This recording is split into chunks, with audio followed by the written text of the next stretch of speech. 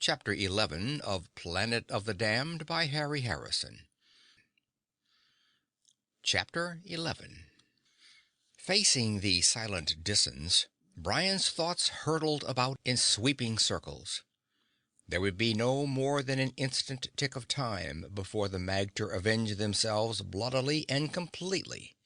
He felt a fleeting regret for not having brought his gun, then abandoned the thought. There was no time for regrets. What could he do now? The silent watchers hadn't attacked instantly, and Brion realized that they couldn't be positive yet that Lig Magter had been killed. Only Brion himself knew the deadliness of that blow. Their lack of knowledge might buy him a little more time. "Lig Magte is unconscious, but he will revive quickly," Brion said, pointing at the huddled body. As the eyes turned automatically to follow his finger, he began walking slowly towards the exit. "I did not want to do this, but he forced me to, because he wouldn't listen to reason. Now I have something else to show you, something that I hoped it would not be necessary to reveal." He was saying the first words that came into his head, trying to keep them distracted as long as possible. He must appear to be only going across the room, that was the feeling he must generate. There was even time to stop for a second and straighten his rumpled clothing, and brush the sweat from his eyes. Talking easily, walking slowly toward the hall that led out of the chamber. He was halfway there when the spell broke and the rush began. One of the Magter knelt and touched the body and shouted a single word. "Dead!" Brion hadn't waited for the official announcement. At the first movement of feet, he dived headlong for the shelter of the exit. There was a splatter of tiny missiles on the wall next to him, and he had a brief glimpse of raised blowguns before the wall intervened. He went up the dimly lit stairs 3 at a time. The pack was just behind him, voiceless and deadly. He could not gain on them. If anything, they were closing the distance as he pushed his already tired body to the utmost. There was no subtlety or trick he could use now, just straightforward flight back the way he had come. A single slip on the irregular steps and it would be all over. There was someone ahead of him. If the woman had waited a few seconds more, he would certainly have been killed, but instead of slashing at him as he went by the doorway, she made the mistake of rushing to the center of the stairs, the knife ready to impale him as he came up. Without slowing, Brion fell onto his hands and easily dodged under the blow.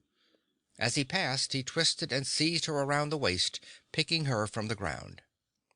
With her legs lifted from under her, the woman screamed, the first human sound Brion had heard in this human anthill. His pursuers were just behind him, and he hurled the woman into them with all his strength. They fell in a tangle, and Brion used the precious seconds gained to reach the top of the building. There must have been other stairs and exits, because one of the Magter stood between Brion and the way down out of this trap, armed and ready to kill him if he tried to pass. As he ran towards the executioner, Brion flicked on his collar radio and shouted into it, "I'm in trouble here. Can you—" The guards in the car must have been waiting for this message. Before he had finished, there was the thud of a high-velocity slug hitting flesh, and the Disan spun and fell, blood soaking his shoulder. Brion leaped over him and headed for the ramp. "The next one is me. Hold your fire," he called. Both guards must have had their telescopic sights zeroed on the spot. They let Brion pass, then threw in a hail of semi-automatic fire that tore chunks from the stone and screamed away in noisy ricochets. Brion didn't try to see if anyone was braving this hail of covering fire. He concentrated his energies on making as quick and erratic a descent as he could. Above the sounds of the firing, he heard the car motor howl as it leaped forward.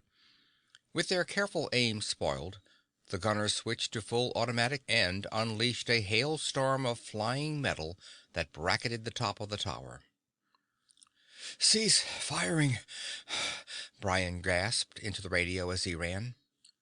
The driver was good and timed his arrival with exactitude. The car reached the base of the tower at the same instant Brion did, and he burst through the door while it was still moving. No orders were necessary. He fell headlong onto a seat as the car swung in a dust-raising turn and ground into high gear back to the city. Reaching over carefully, the tall guard gently extracted a bit of pointed wood and fluff from a fold of Brion's pants. He cracked open the car door and, just as delicately, threw it out. "I knew that thing didn't touch you," he said, "since you are still among the living. They've got a poison on those blowgun darts that takes all of 12 seconds to work. Lucky." Lucky. Brion was beginning to realize just how lucky he was to be out of the trap alive. And with information. Now that he knew more about the Magter, he shuddered at his innocence in walking alone and unarmed into the tower. Skill had helped him survive, but better than average luck had been necessary. Curiosity had gotten him in, brashness and speed had taken him out. He was exhausted, battered, and bloody, but cheerfully happy. The facts about the Magter were arranging themselves into a theory that might explain their attempt at racial suicide. It just needed a little time to be put into shape. A pain cut across his arm, and he jumped, startled, pieces of his thoughts crashing into ruin around him. The gunner had cracked the first aid box and was swabbing his arm with antiseptic. The knife wound was long, but not deep. Brion shivered while the bandage was going on, then quickly slipped into his coat. The air conditioner whined industriously, bringing down the temperature. There was no attempt to follow the car. When the black tower had dropped over the horizon, the guards relaxed, ran cleaning rods through their guns, and compared marksmanship. All of their antagonism towards Brion was gone. They actually smiled at him. He had given them the first chance to shoot back since they had been on this planet. The ride was uneventful, and Brion was scarcely aware of it. A theory was taking form in his mind. It was radical and startling, yet it seemed to be the only one that fitted the facts. He pushed at it from all sides, but if there were any holes, he couldn't find them. What it needed was dispassionate proving or disproving. There was only one person on Dis who was qualified to do this. Leah was working in the lab when he came in, bent over a low-powered binocular microscope. Something small, limbless, and throbbing was on the slide. She glanced up when she heard his footsteps, smiling warmly when she recognized him. Fatigue and pain had drawn her face. Her skin, glistening with burn ointment, was chapped and peeling. "I must look a wreck," she said, putting the back of her hand to her cheek. "Something like a well-oiled and slightly cooked piece of beef." She lowered her arm suddenly and took his hand in both of hers. Her palms were warm and slightly moist. "Thank you, Brion," was all she could say. Her society on Earth was highly civilized and sophisticated, able to discuss any topic without emotion and without embarrassment. This was fine in most circumstances, but it made it difficult to thank a person for saving your life. However you tried to phrase it, it came out sounding like a last act speech from a historical play. There was no doubt, however, as to what she meant. Her eyes were large and dark, the pupils dilated by the drugs she had been given. They could not lie, nor could the emotions he sensed. He did not answer, just held her hand an instant longer. "How do you feel?" he asked, concerned. His conscience twinged as he remembered that he was the one who had ordered her out of the bed and back to work today. "I should be feeling terrible," she said with an airy wave of her hand, "but I'm walking on top of the world. I'm so loaded with painkillers and stimulants that I'm high as the moon. All the nerves to my feet feel turned off. It's like walking on two balls of fluff. Thanks for getting me out of that awful hospital and back to work." Brion was suddenly sorry for having driven her from her sickbed.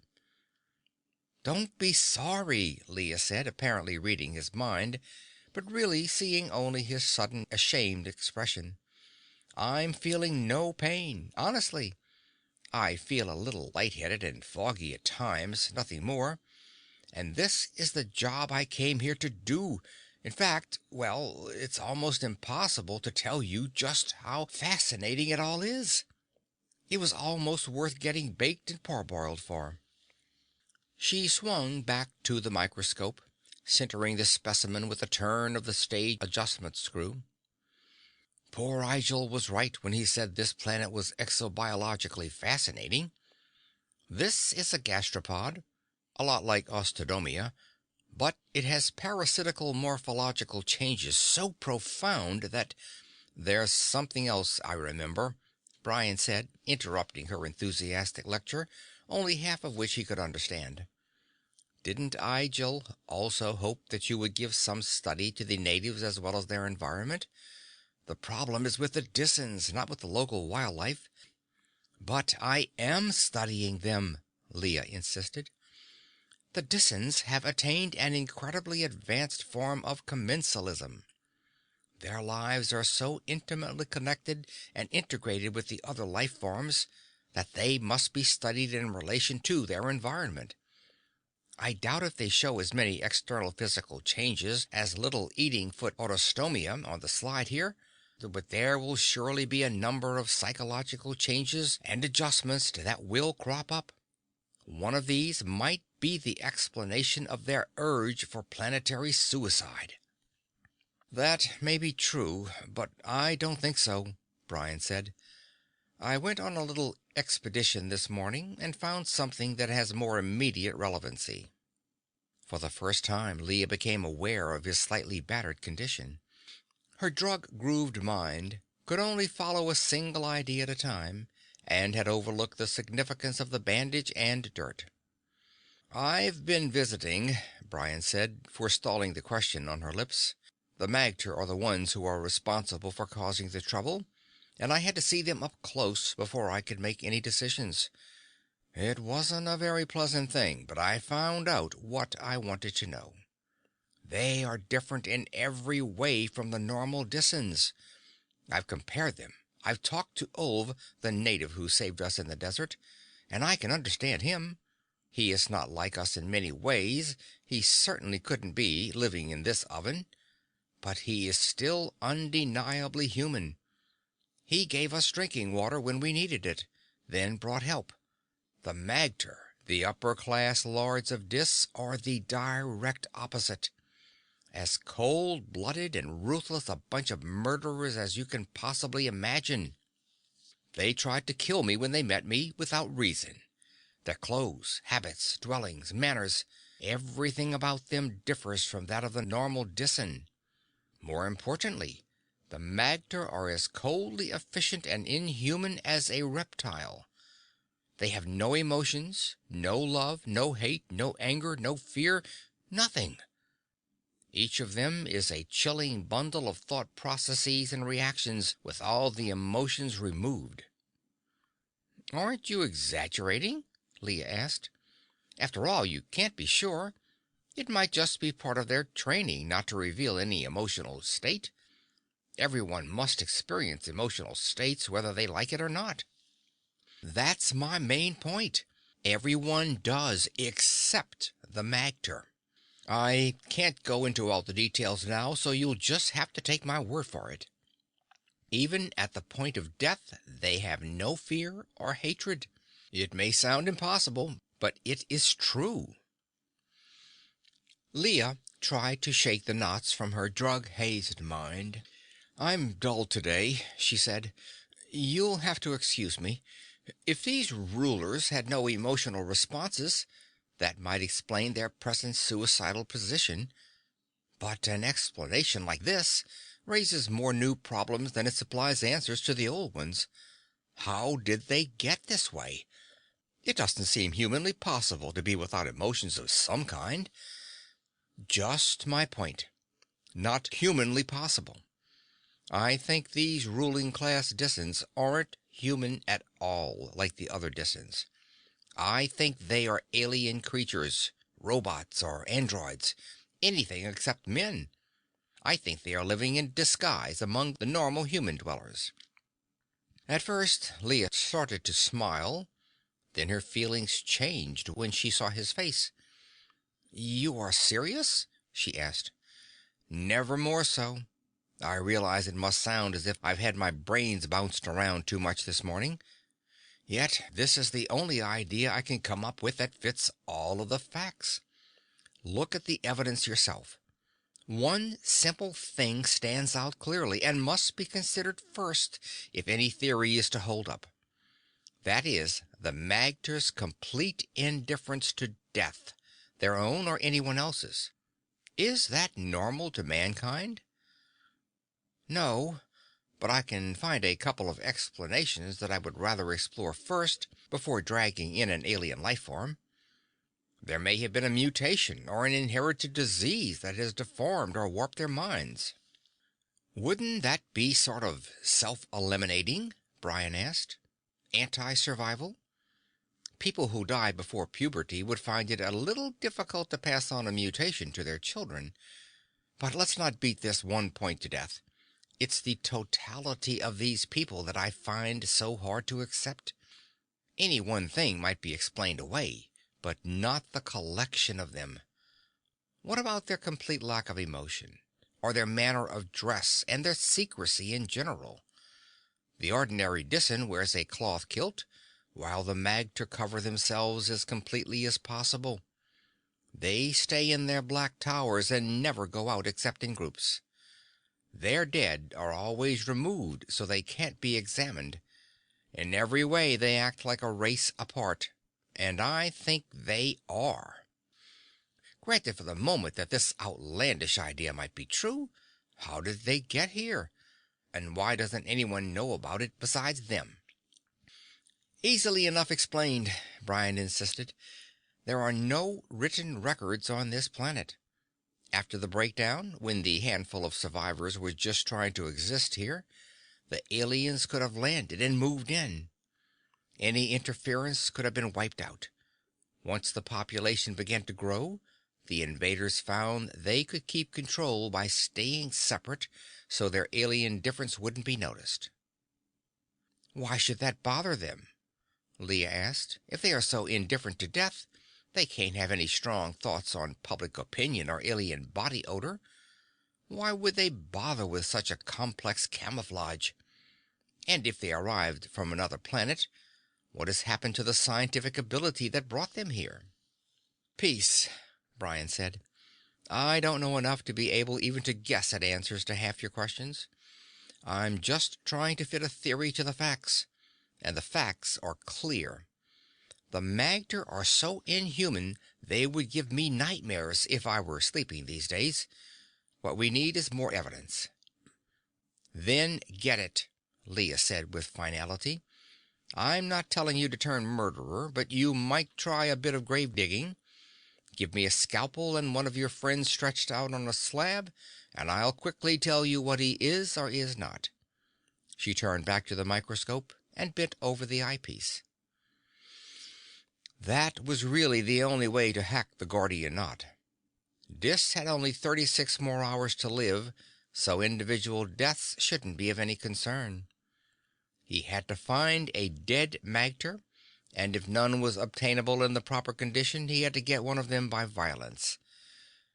For a planetary savior, he was personally doing in an awful lot of the citizenry. He stood behind Leah, looking down at her thoughtfully while she worked. The back of her neck, lightly covered with gently curling hair, was turned toward him. With one of the about-face shifts the mind is capable of, his thoughts flipped from death to life, and he experienced a strong desire to caress this spot lightly, to feel the yielding texture of female flesh. Plunging his hands deep into his pockets, he walked quickly to the door. "Get some rest soon," he called to her. "I doubt if those bugs will give you the answer. I'm going now to see if I can get the full-size specimen you want." "The truth could be anywhere. I'll stay on these until you come back," she said, not looking up from the microscope. Up under the roof was a well-equipped communications room. Brion had taken a quick look at it when he had first toured the building. The duty operator had earphones on, though only one of the phones covered an ear, and was monitoring through the bands. His shoeless feet were on the edge of the table, and he was eating a thick sandwich held in his free hand. His eyes bulged when he saw Brion in the doorway, and he jumped into a flurry of action. "Hold the pose," Brion told him. "It doesn't bother me. And if you make any sudden moves, you are liable to break a phone, electrocute yourself, or choke to death. Just see if you can set the transceiver on this frequency for me." Brion wrote the number on a scratch pad and slid it over to the operator. It was the frequency Professor Commander Kraft had given him for the radio of the illegal terrorists, the Nyjord army. The operator plugged in a handset and gave it to Brion. "Circuit open," he mumbled around a mouthful of still unswallowed sandwich. "This is Brandd, director of the CRF. Come in, please." He went on repeating this for more than 10 minutes before he got an answer. "What do you want?" "I have a message of vital urgency for you, and I would also like your help. Do you want any more information on the radio?" "No, wait there. We'll get in touch with you after dark." The carrier wave went dead. 35 hours to the end of the world, and all he could do was wait. End of chapter 11.